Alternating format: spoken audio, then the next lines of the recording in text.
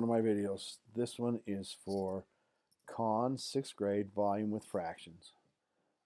We've talked about volume before. As we've went over this, remember we've talked about two different volume formulas. One of them is volume equals length times width times height. And the other one equals volume equals the area of the base times the height. Again, we can get this. These are connected because the length times the width would just give us the area.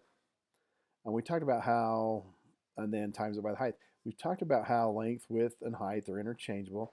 So if we look at these, so we want to know what the volume is of this rectangular prism. We have the 3 dimensions of it.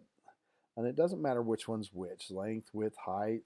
We like to rethink of the height going this way, but it doesn't really matter. We can switch those around any way we want.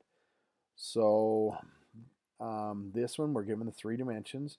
So we can use our top formula. If we're given the area of the base, then we would use it and times it by the other height, whichever that is. So this one, we're going to use our first formula there. So we have the volume equals 3 times 4/3 times 3/5. And then we just have to multiply these together. Remember, if we have a whole number, we put it over 1. So we can just multiply those fractions together.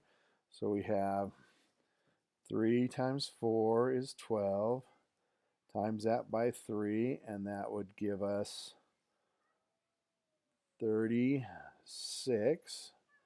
And then 1 times 3 times 5 is 15. So we end up with 36/15. But we need to simplify that, knowing that 3 would go into both those. We can divide them both by 3. 36 divided by 3 would be, so if we divide them both by, so we're going to divide both these by 3 to simplify it.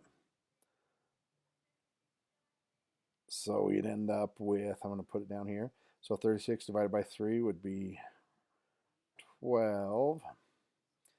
And 15 divided by 3 would be 5. So we could leave it as that, or we could also put it in as a mixed number. 5 goes into 12 2 times with 2 left over. So we could put it in as either a improper fraction of 12/5 or our mixed number of 2 and 2/5. So again, we just use our formula, volume equals length times width times height, and this would be in cubic centimeters. You will not have to enter that, but just realize volume is always in cubic units because we're dealing with centimeters. It's in cubic centimeters. You'll just have to enter the number in there, either 12/5 or 2 and 2/5. In Con, it will accept either one of those. So good luck with these. Let me know if you have any questions, and you have a good day. Bye.